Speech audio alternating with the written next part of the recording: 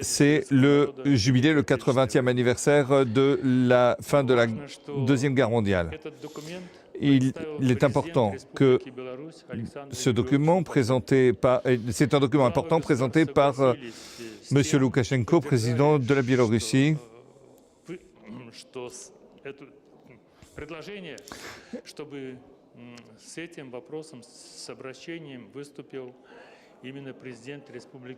Et il est important que ce soit le président de la Biélorussie, puisque c'est une république qui a subi les pertes les plus importantes au cours de la Deuxième Guerre mondiale. L'intervention de M. Loukachenko a été pleine d'émotions. Elle a ému les chefs des délégations. La Fédération de Russie comme président et le comité exécutif ont préparé un document qui sera largement diffusé à l'ONU, à l'OSCE et dans d'autres organisations internationales.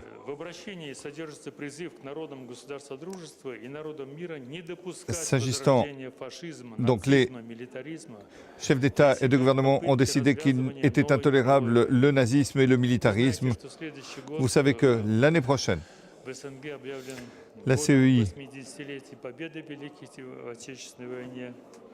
a déclaré que le 80e anniversaire de la fin de la Seconde Guerre mondiale sera l'occasion de nombreux événements dans le cadre des dates prévues. Je dois dire également que les chefs d'État se sont mis d'accord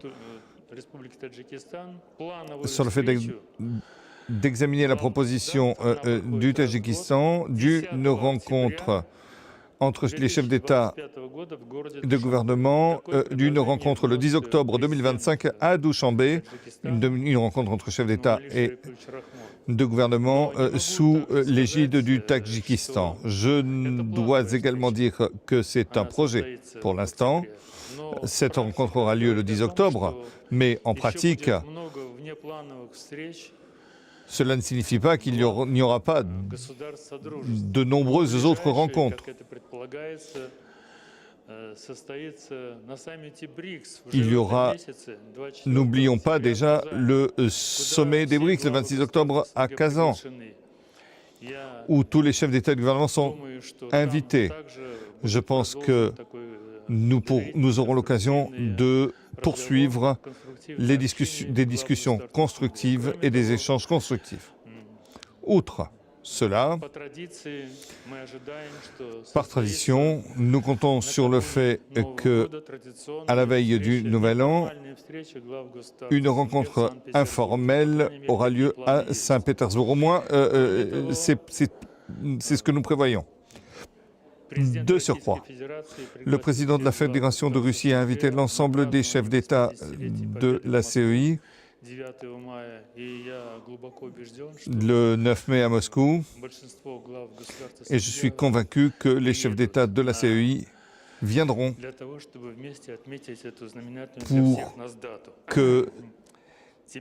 pour célébrer dignement ce jubilé du 80e anniversaire.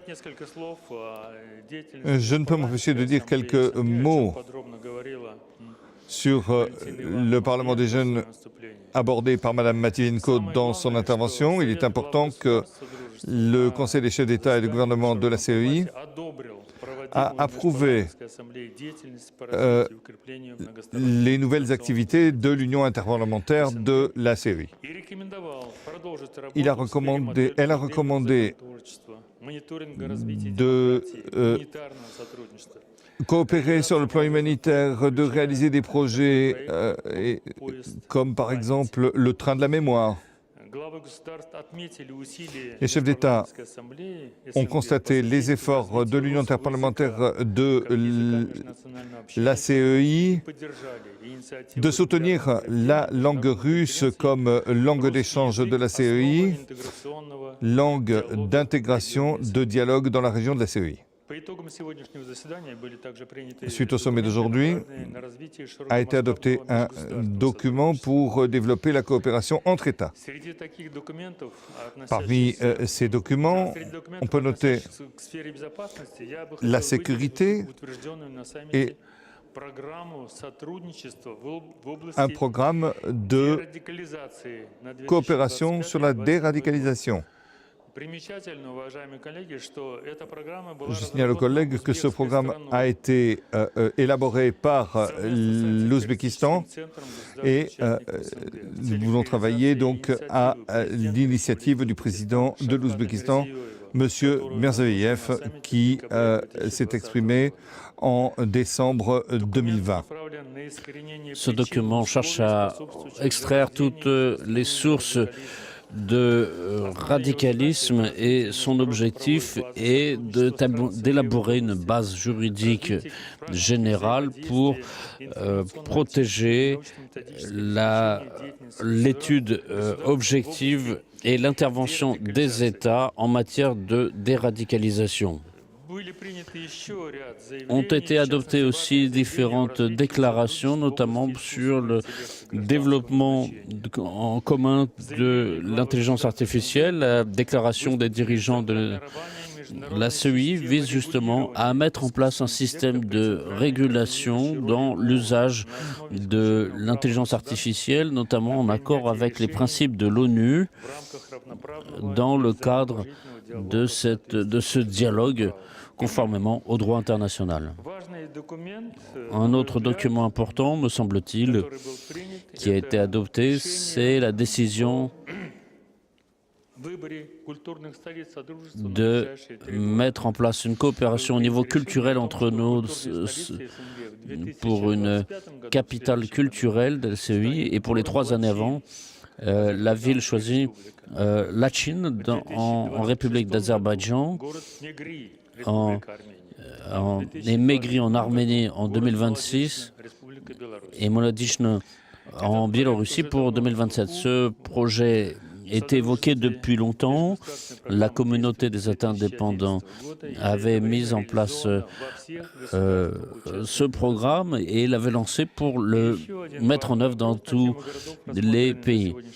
Autre question abordée aujourd'hui, c'est la décision des dirigeants d'attribuer le titre de ville-héros ville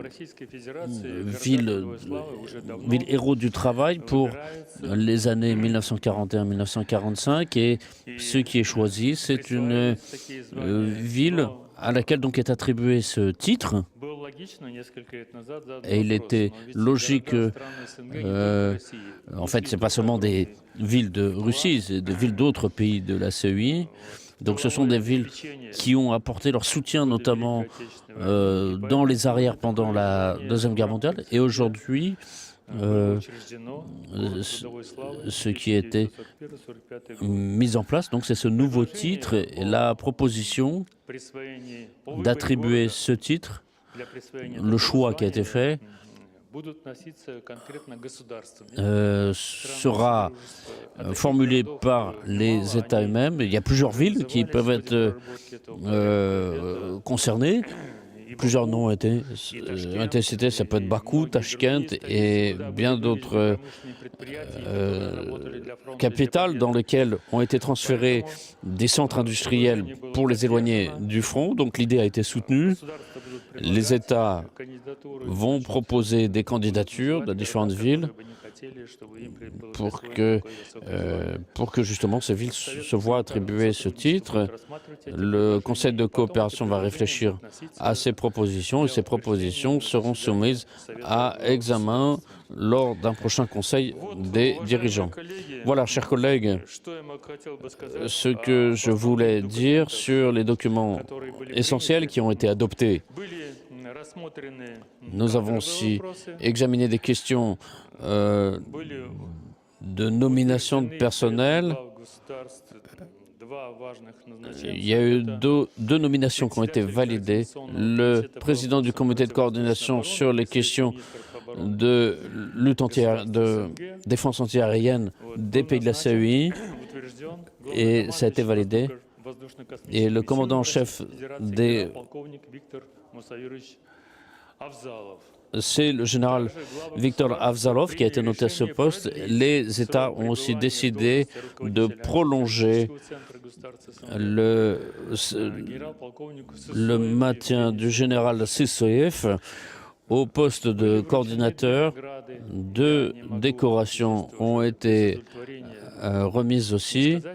J'ai le plaisir de le citer. Je considère que c'est une importance médiatique particulière. Donc, le directeur général de l'agence TASS, Andrei Kondrashov, s'est vu remettre la médaille de l'amitié par le président Poutine, donc au nom de la CEI.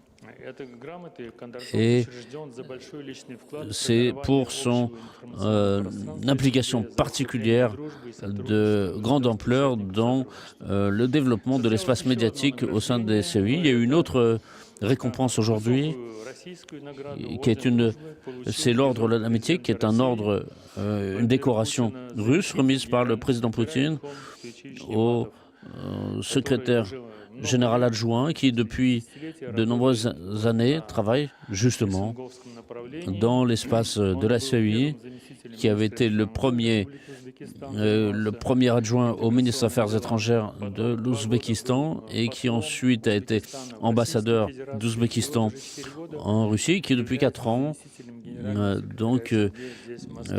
l'adjoint au secrétaire général de la CEI, et donc le président Poutine l'a décoré. Voilà, en bref, ce que je voulais vous dire. S'il y a des questions, je suis prêt à répondre. Allez-y.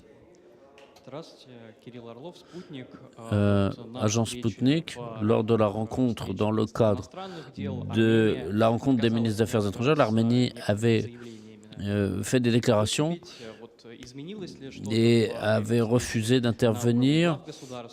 Est-ce qu'il y a eu des nouvelles? Est-ce que vous pouvez apporter un commentaire là-dessus?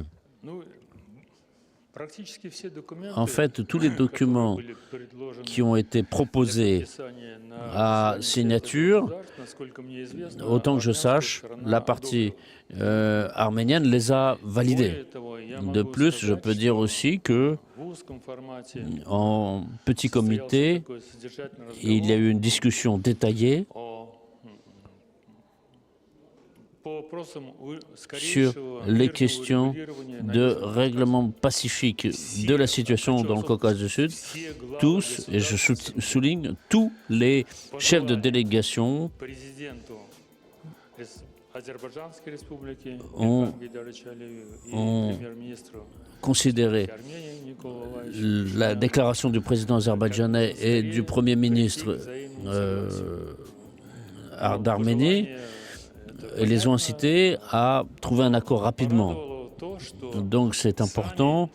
Ce qui est important, c'est que eux-mêmes, les 2 dirigeants de ces pays, se sont prononcés pour une solution. En tout cas, ils ont manifesté une intention, ce qui me réjouit. Et cela m'a paru suffisamment optimiste. Et cela marque l'intention de ces 2 pays de trouver une solution pour qu'un accord ne tarde pas. Aucun délai n'a été indiqué, mais en tout cas, nous avons tous l'espoir qu'une réunion débouchera justement sur la signature d'un accord. D'autre part, tous se sont manifestés pour la signature de tels accords. Évidemment, pour le Caucase du Sud, ce sera très important. Il s'agit ici non seulement de paix, mais aussi de coopération économique. Et les pays du Caucase du Sud, heureusement, le conflit est clos aujourd'hui, mais cela intéresse aussi les autres pays de la CEI, parce que Cela permet d'encourager les échanges économiques. Il y a l'aspect des transports, l'aspect logistique qui s'ouvre ici. Et donc, ces déclarations, ces vœux, je le souligne encore une fois, tous les chefs d'État se sont prononcés pour une telle solution. D'autres questions? Agence TASS, avant le sommet, le président biélorusse Loukachenko a manifesté l'espoir que prochainement, on pourrait voir revenir les pays qui avaient cessé de participer à la CEI, en l'occurrence la Moldavie, l'Ukraine, la Géorgie. Est-ce qu'on peut envisager ça dans un avenir suffisamment? Encore aujourd'hui, il l'a encore dit, ça a été dit aujourd'hui à nouveau, que après le règlement de la question, le règlement définitif, j'insiste là-dessus, du conflit entre l'Azerbaïdjan et l'Arménie, il a espéré que bientôt, peut-être pas si bientôt, mais la Géorgie pourrait revenir à la coopération dans le cadre de la CEI, et il a exprimé le même espoir à propos de la Moldavie et de l'Ukraine. Mais, encore une fois, je voudrais le dire, la Géorgie a officiellement quitté la CEI, bien qu'elle soit restée signataire d'une dizaine d'accords qui avaient été signés en matière économique. Bien que n'étant plus membre de la CEI, elle continue à être signataire de ces accords. L'Ukraine, officiellement, est toujours membre de la CEI, elle ne s'en est pas retirée, et les deux États, la Moldavie aussi, en fait, sont aussi toujours considérés comme parties aux accords qui ont été signés. En outre, la Moldavie a réduit sa participation à nos rencontres dans le cadre de la CEI. Mais il y a toujours des représentants de la Moldavie qui continuent à participer à certaines réunions. Et moi, en tant que secrétaire général, qui, depuis de nombreuses années, travaille avec les représentants tant de l'Ukraine que de la Moldavie, je voudrais moi aussi exprimer cet espoir qu'avec le temps, tout revienne à sa place. Je suis profondément convaincu que, et je pense que c'est un fait objectif, les voisins, les pays voisins doivent agir ensemble. C'est dans la logique des choses. Et je pense que les relations de bon voisinage, je ne parle pas forcément d'amitié profonde, mais en tout cas des relations de bon voisinage, ça c'est envisageable. Et ce n'est pas seulement le vœu de M. Loukachenko, c'est aussi le mien. Et je pense que ça a été dit aujourd'hui par différents dirigeants. C'est tout? Chers collègues, merci pour votre attention. À la prochaine. Merci à tous. Bonne chance. Le sommet de la CEI a révélé de manière subtile mais significative la manière dont la Russie, par l'intermédiaire de son représentant, continue de jouer un rôle central dans l'avenir de l'organisation. Ce qui ressort de cette réunion, c'est l'accent mis sur la coopération régionale pour affronter les défis actuels, notamment en matière d'intelligence artificielle, de déradicalisation et de culture. Dans un contexte de tension géopolitique mondiale, ces initiatives sont plus que symboliques. Elles montrent une volonté de renforcer l'autonomie des États post-soviétiques face aux pressions extérieures, notamment les sanctions occidentales. Le cas de l'Arménie et de l'Azerbaïdjan est particulièrement révélateur. Alors que les conflits ont marqué les dernières décennies dans le Caucase du Sud, l'engagement des deux pays à chercher un accord montre que la diplomatie régionale, soutenue par la Russie, peut jouer un rôle clé dans la résolution des conflits locaux. Cela est d'autant plus important quand on considère les tensions grandissantes sur d'autres fronts, notamment en Ukraine. La Russie, bien que confrontée à des sanctions économiques et des pressions diplomatiques, continue de promouvoir des projets de coopération économique et culturelle à travers la CEI.